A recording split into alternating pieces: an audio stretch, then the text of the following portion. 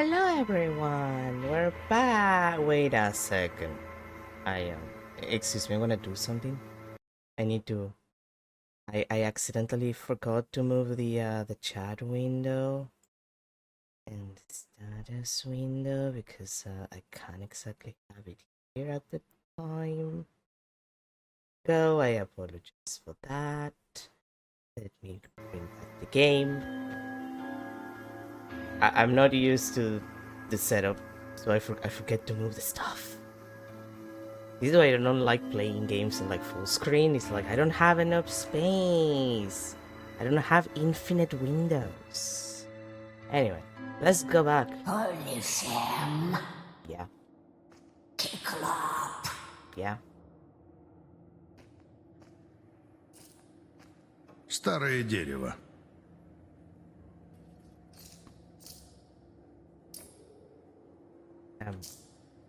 Мило. Yeah, that is pretty cute. Ишь, вытаращился. You.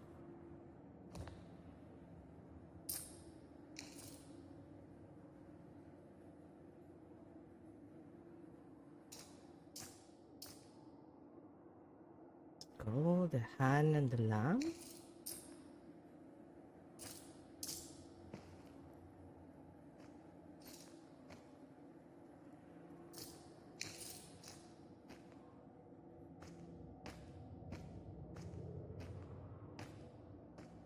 I guess I'll show you in a second. I'm checking stuff. The blinding. Yeah, I remember we were here. We are here to blind an old woman who is also, I guess, Cyclops. Эй, кузнец, я тут, внизу.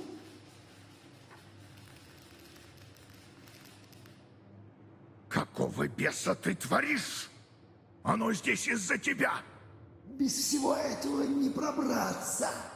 Оно тебя не сожрало ведь? Но Тихо, а то услышит.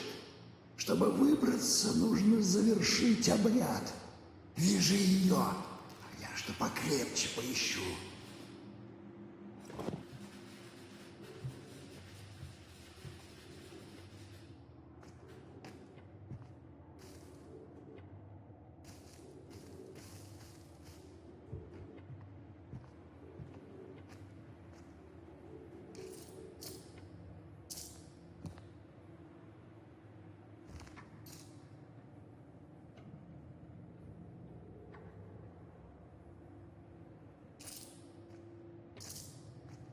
что за деревяшки?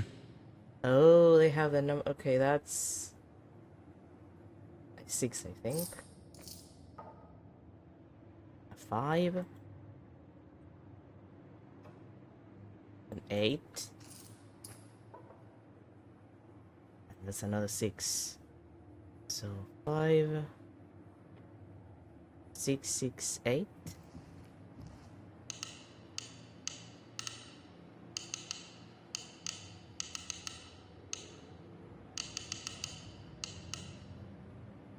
Okay, so one of you is 9.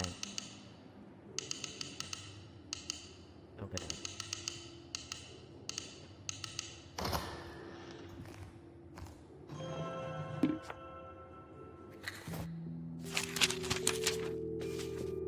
Kula Mali. A man lived beside remote waters in lonely lands. Once he gathered all the deer he had, harnessed them, and went away in his sled. He drove for some time and reached the road. He examined the sled marks and noticed that people were traveling only one direction along the road. For a long time they'd gone that way, but no one had ever returned. It was the divine road he drove on. He drove, and after a while he saw a wooden house. In front of the house were the sleds of people who'd come there. Just the sleds, but no deer. That's usually a bad sign. Was it a miracle? A house of wonders? There were footprints of those who had entered the house, but it seemed that no one ever came back. What kind of curious house was this? The man took his travel supplies from the sled, entered the house, and saw some firewood there. Just enough. He lit a fire in the fireplace. Well, he thought to himself.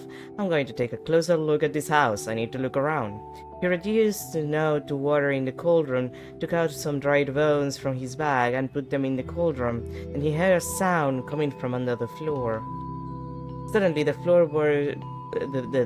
floorboards burst open. A man appeared. He was knee-high, rising to just above the kneecap. His shape was a soft round ball. It's Kirby. His face was wide, his mouth was big, and his belly touched his toes, almost reaching the floor. This was the big-bellied man who appeared before him. Yeah, that kind of sounds like Kirby.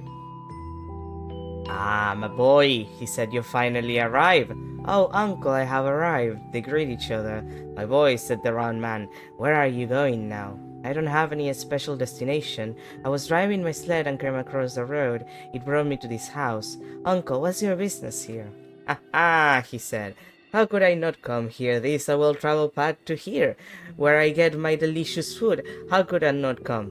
One finds the tastiest food here, it seems. I usually can't help but find something delicious to eat here. Well, uncle, what's your name? Tell me. I'll tell you, alright, but you might be frightened. Why, uncle, should I be afraid of a human name? Please tell me, am I really going to be frightened? And he asked several times. The little one with the big mouth said to the young man, I am the ravager of a whole village, the ravager of a whole city. I am as tall as a span. Kulamali is my name. Uh-huh, the young man replied. Uncle, it turns out you do have a name, a good name indeed. Well, my boy, what's your name then? My name? What kind of name do I have? He said. What kind of name could a nameless drifter like me have? If you find out my name, what good would it do you?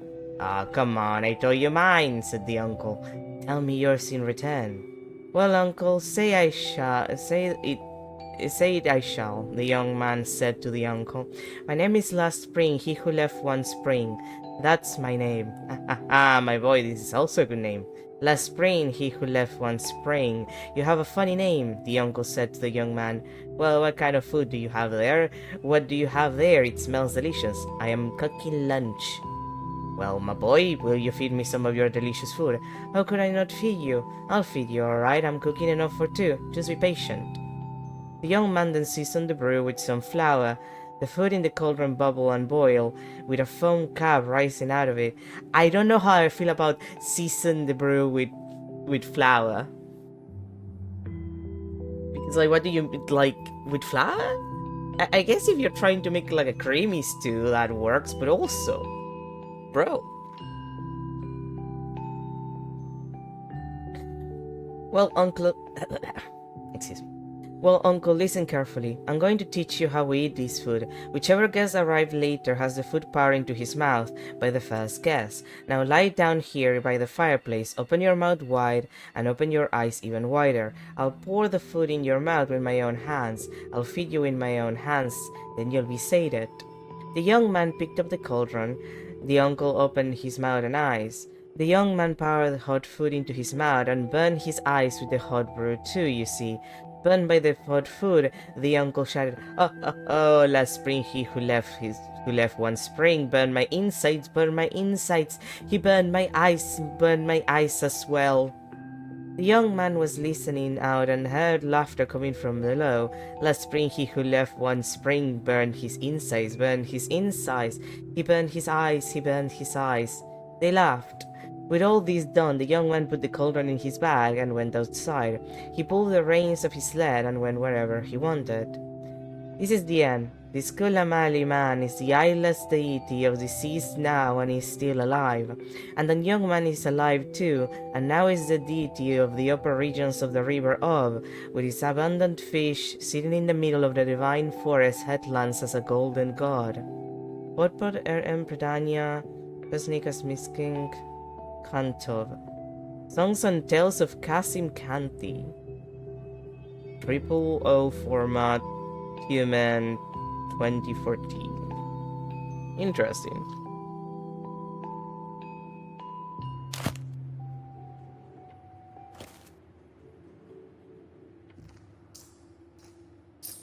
Лихо. Ну-ка, бабушка, повернися.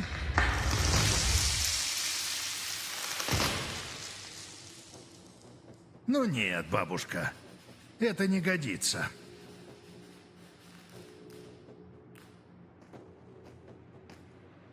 Нашел что покрепче? Сейчас.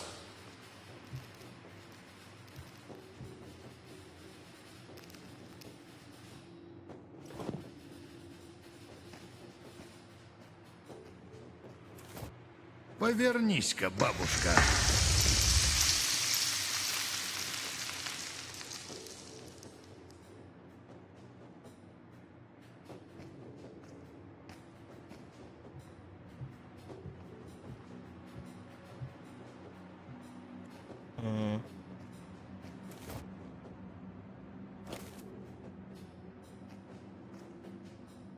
Wait, am I supposed to just... guess?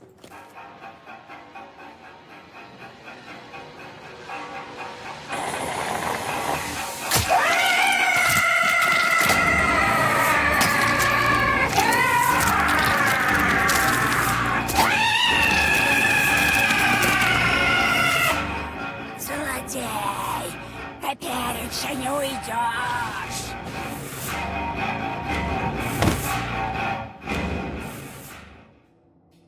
Well...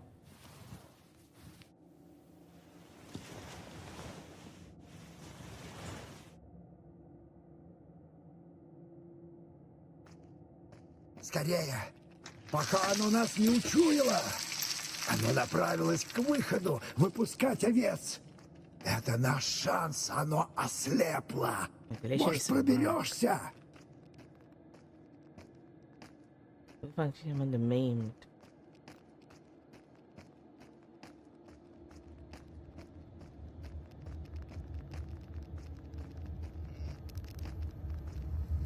Внизу огненная река, Смородинка.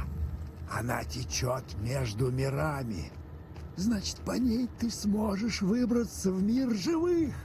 Только вот выход из храма охраняет лихо. Нам придется что-то придумать, обмануть его. Кажись, есть у меня одна мысля. Prometheus. Ah, one over the greats. This is my last message. I can't go any further. I can't thaw the ice of the river of fire, but my efforts were not in vain. Now I know that the all-consuming flame will follow in my steps.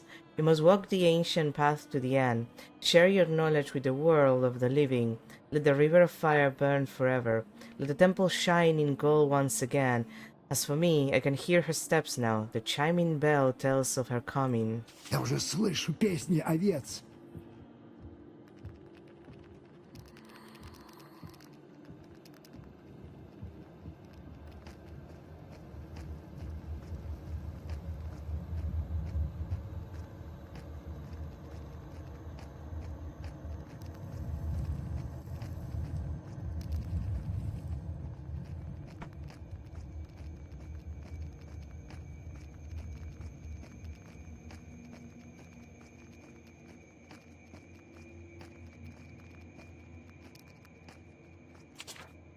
Please. To leave the temple was to return to life. I saw the shades hunting down living animals in the faraway Sardom. From their pelts they wove new threads of life and used them to fashion a new guise for themselves. Should you don one, the mistress of the animals would let you out of her temple. Now each shade had not just a single thread, but a whole new fabric woven from them, a great woolly cloak, and was able to follow whatever thread they liked. This is the chief gift of the mistress of the animals, this great newfound stunning freedom.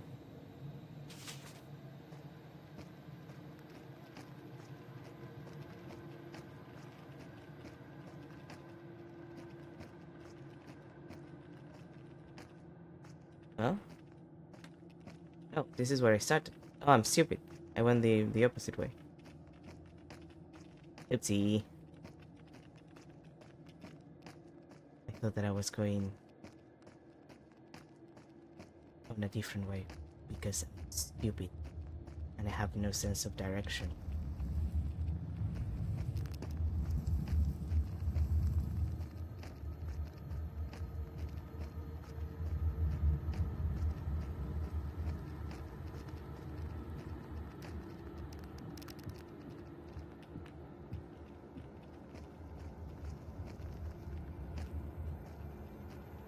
Hey, what's up here?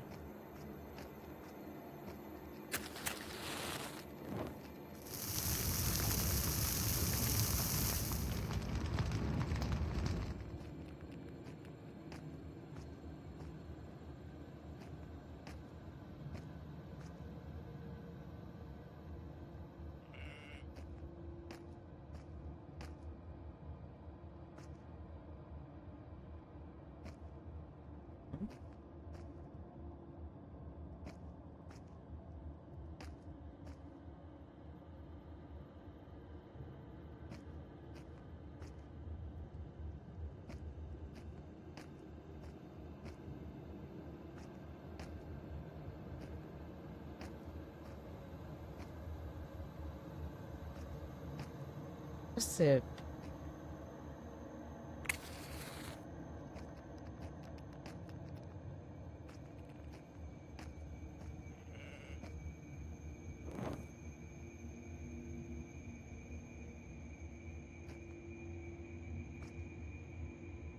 Oh, 1137. Okay, I couldn't.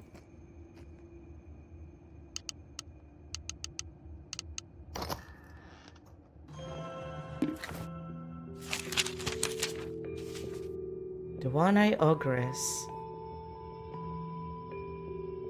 Once there lived a smith, and he was walking late one evening. It got dark, and he went into a house. The house was empty, no one home. He climbed up on the sofa and waited for someone to come. Then a woman came by with some sheep. Many sheep, a whole flock she was driving. He didn't know what to do. He started thinking what to do. And she said, "I shall eat ye." Thus they passed the night. The next day the woman began to drive the sheep out. So he said, "Let me go and eat me, I'll fashion ye an eye." "You had only one eye," she did. "All right," she said. "That's very easy." He made a fire, heated an iron stake, and said to her, "Open your eye." And he bashed the hot iron stake into her good eye. She screamed and went completely blind. Then she said, "That's it, ye villain. Ye villain. I won't let ye go in one piece." And she started letting the sheep out. So he took his fur coat, turning it around with the wool facing out, and put it on. She began grabbing the sheep one by one and throwing them out of the house. It was the smith's turn, and she grabbed him and threw him out. That's how our smith escaped. Nikiforov, Tverzovsky, Skarsky, Saspikak, Ina Nikiforova. Tales of the Russian North, gathered by A. Nikiforov. USSR Academy of Sciences, Publishing House, Moscow, Leningrad, 1961.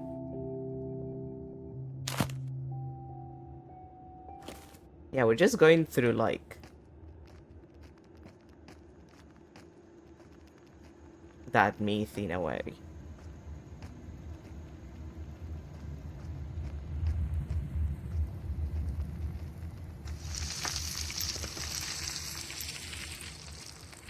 Вот и станок. Оно ждет тебя за той дверью. Знаю. Так просто не выпустят. Я сошью тебе баранью шкуру, но на то мне нужна их шерсть. Иди постриги их, да только смотри, чтоб тебя не сцапало. Там и живые, и мертвые овцы. Мне нужна шерсть живых. Из 30-го царства не выбраться с нитками из мертвячьей шерсти.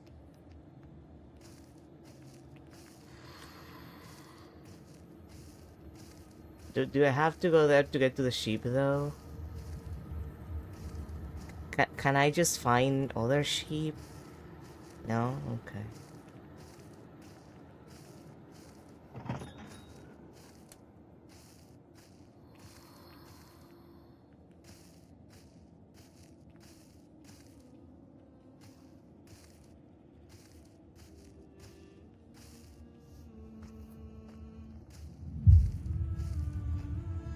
Нет, мертвая овца-то. А портной говорил, нужна шерсть живой. Кузнец шалопут, не уйти тебе от пут. Ты лишил лиха поплатишься сейчас. Бе-бе-бе, брызнет кровь, душу ты свою готовь. Лихо очень хочет есть, это тебе, бе-бе, месть.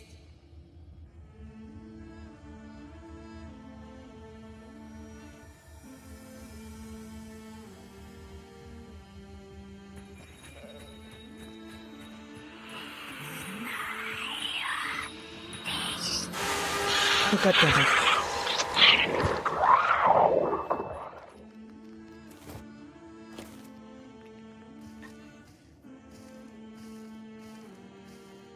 Like, I didn't see that she could go there from behind.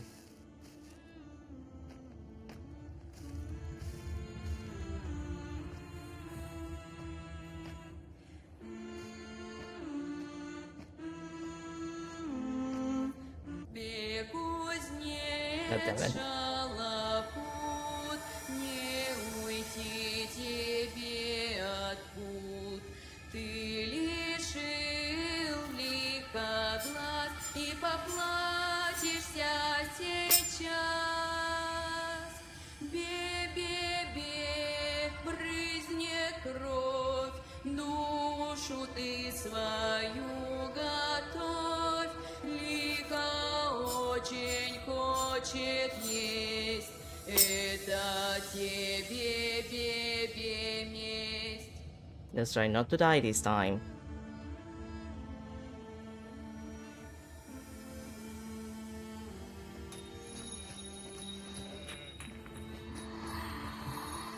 Кузнец, молодец.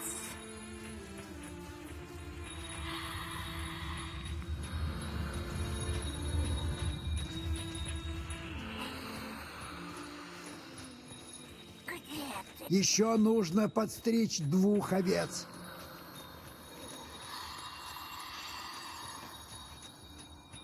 Two more.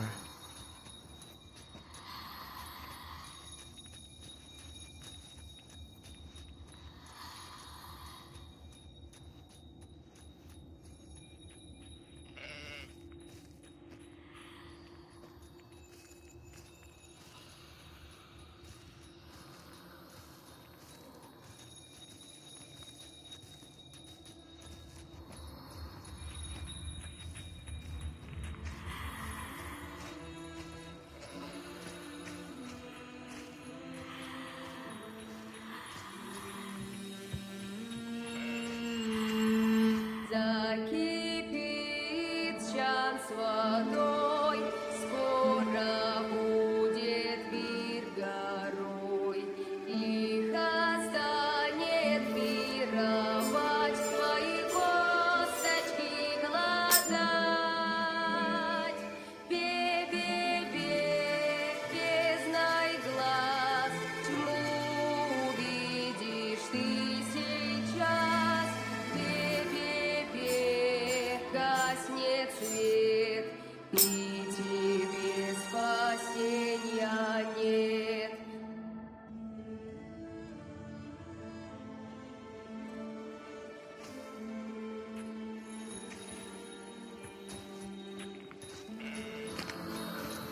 Выходи. Поужинаем.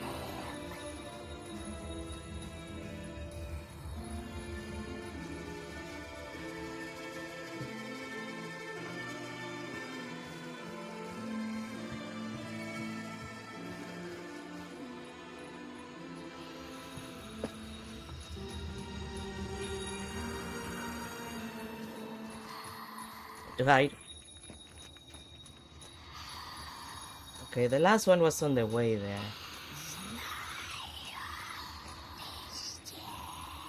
You might know I'm here, but you can't enter this area.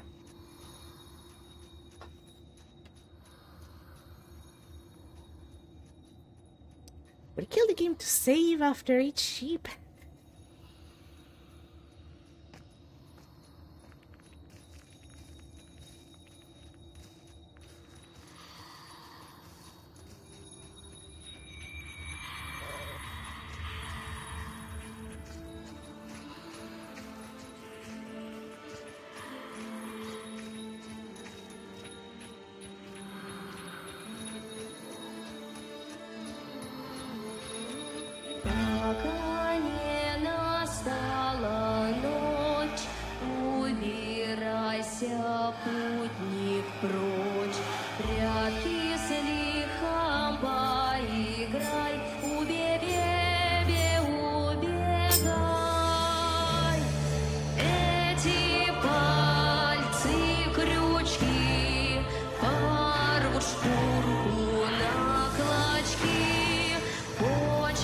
выжить не робей.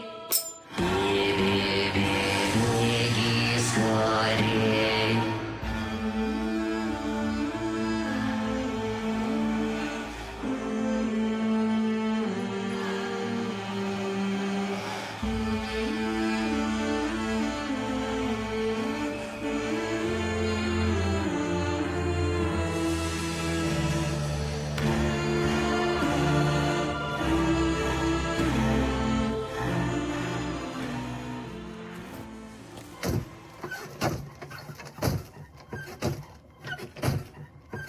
Почти готово.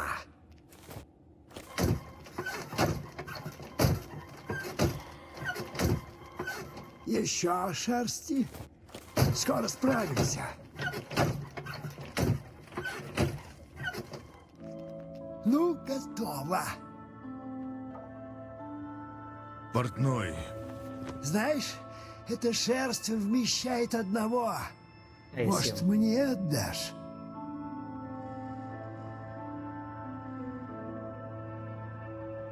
портной, я... Ладно, ладно. Куда мне воскрешаться? Посмотри на меня. Ты меня схоронил еще тогда, в колодце. И все-таки хорошо, что я пошел с тобой. Ведь шил свой царь кафтан. Вот он. Лучше него и правда не сыщешь. Ты не думай, что я зря хвалюсь. Ведь у тебя была одна нить, а теперь вон их сколько. Целый кафтан. Выбирай, какую хочешь. Богатство, счастье, истина. Что бы ты ни искал, на это найдется нить. Ухватись за подходящую и следуй за ней, как за волшебным клубком. А за меня не переживай. Мы нашли его храм. Разгадали загадки, отыскали 3 ключа. Многое сделали, но я не боюсь разлуки. Мы еще встретимся. Иди и выйди перерожденным. Прощай. Прощай, кузнец.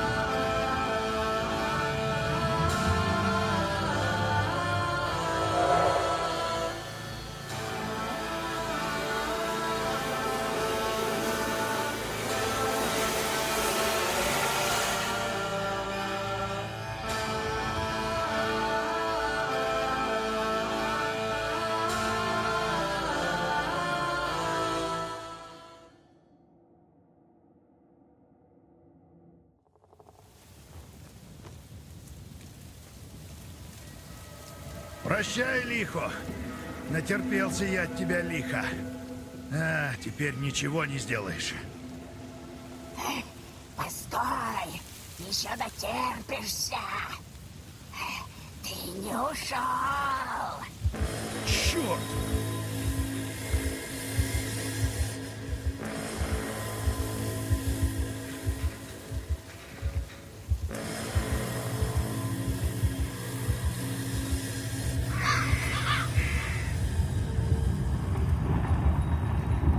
Don't stop running, don't stop running, don't stop running, don't stop running, don't stop running.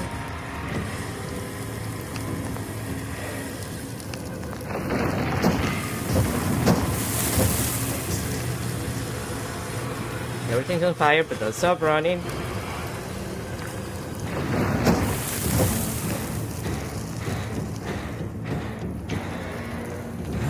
Oh. God damn it. Sorry.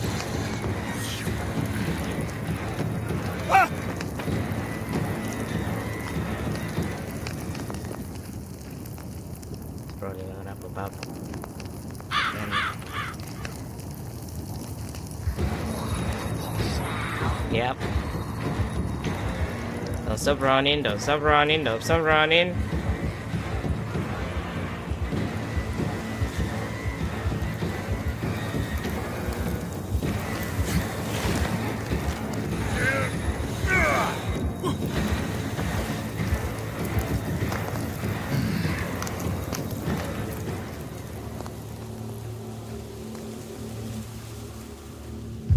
The great sacrifice. Okay, this is the part where we cut our hand. Огромное дерево.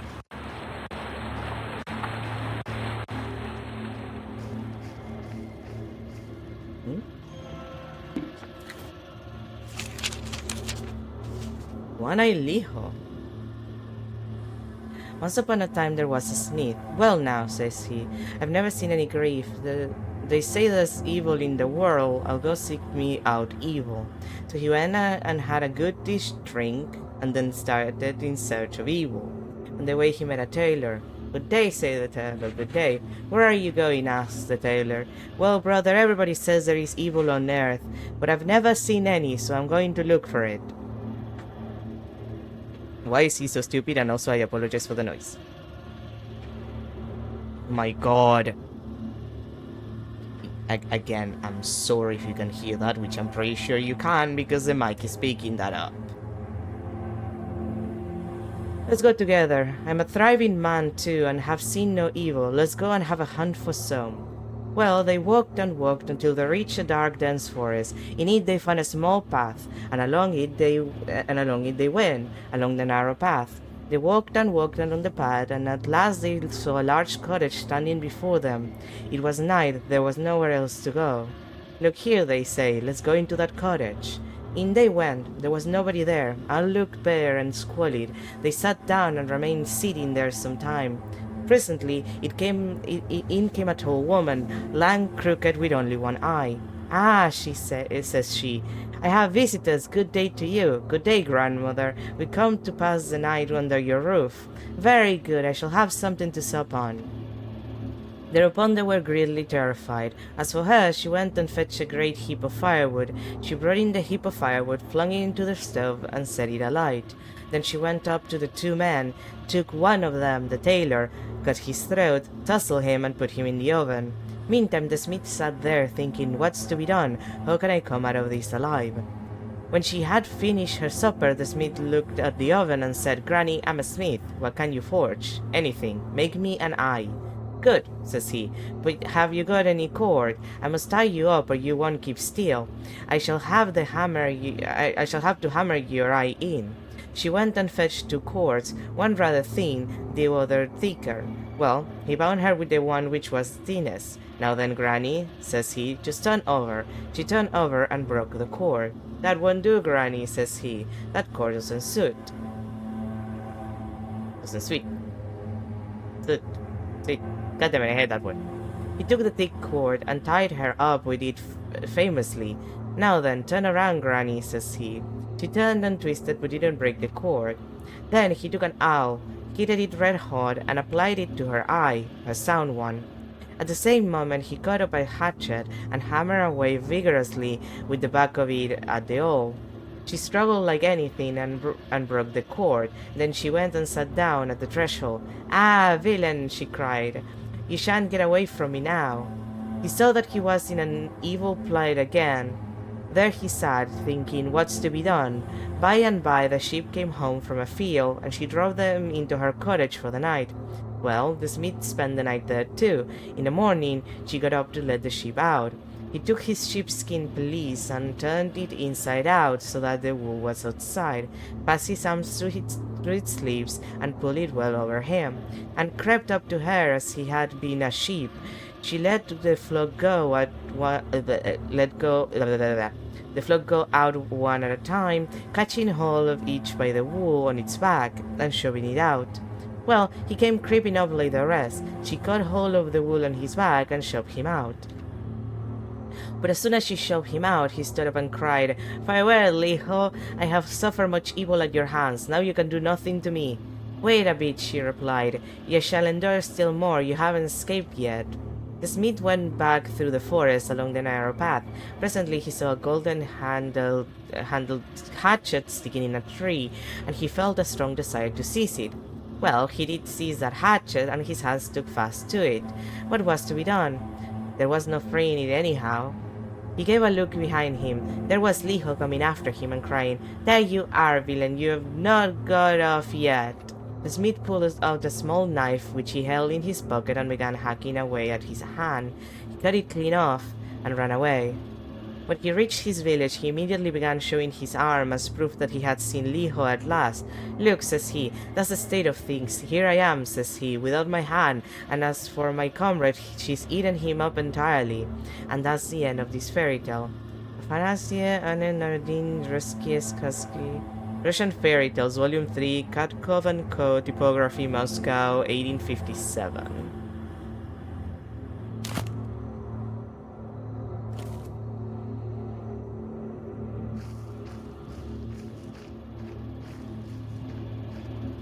And I don't have any other options but to take it.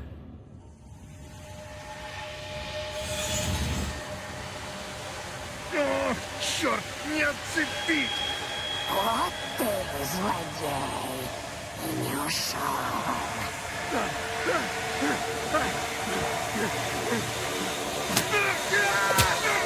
Oh.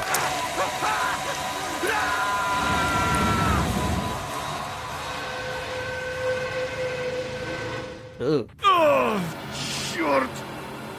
Ой! Рассвет! Что это?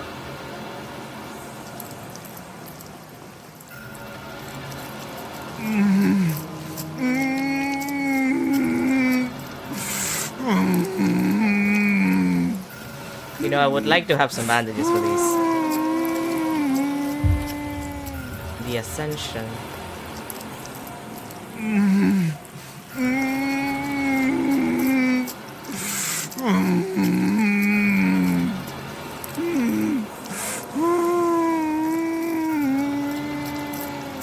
Yeah, bro, I don't disagree.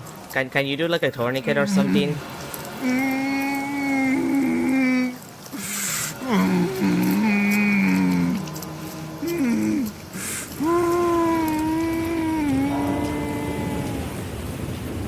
Вот каково оно. Лихо.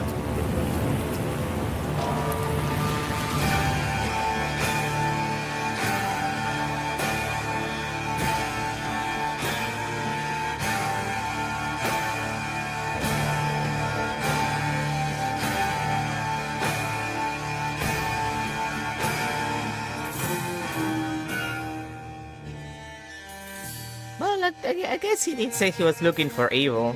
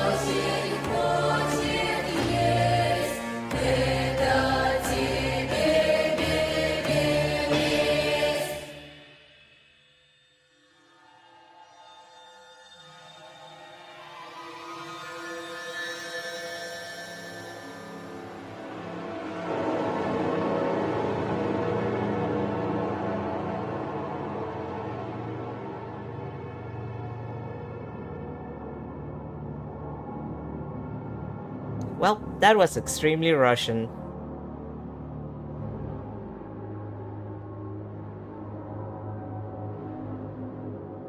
Like, I don't know what to say. It's like, yeah, that was Russian. Yeah, it's not even an insult. It's just, yeah. If somebody gave me this to play and I didn't know it was Russian, I would say, man, that felt like it had like a dub. And I didn't necessarily know it was Russian, I would say, yeah, no, that felt really Russian. Was it Russian? And it's like, yeah.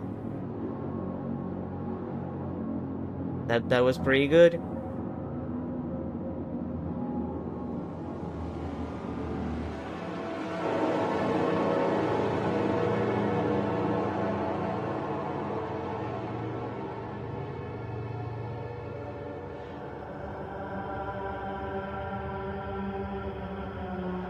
I don't feel it's fair that the entire town burned because he decided to fuck around and find out. But you know, that's why you don't involve yourself with the supernatural.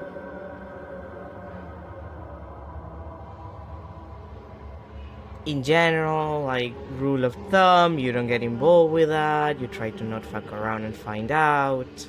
Especially with things beyond our comprehension. You know.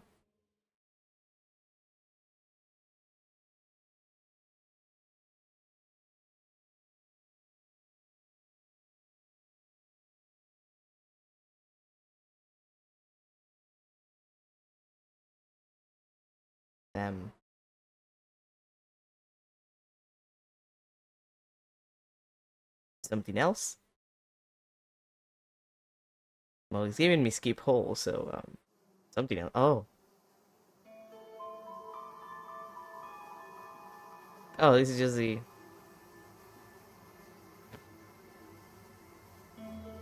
Oh, those are the... I guess those are representations of the chapters and the, I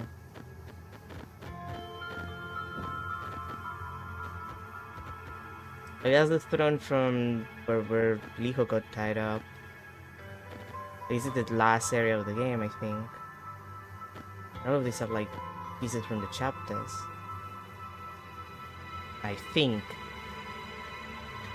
Wait, no, those are the things that she offered, like the crown, the baby that was made of gold, literally my child's son.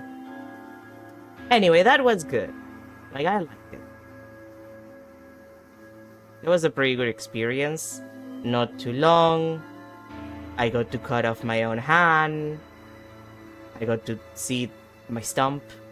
Well, it was still bleeding, so it wasn't technically a stump. An entire town got burnt, and we blinded an old the woman spirit creature. What more do you want? But yeah, that was pretty good. But let's move on.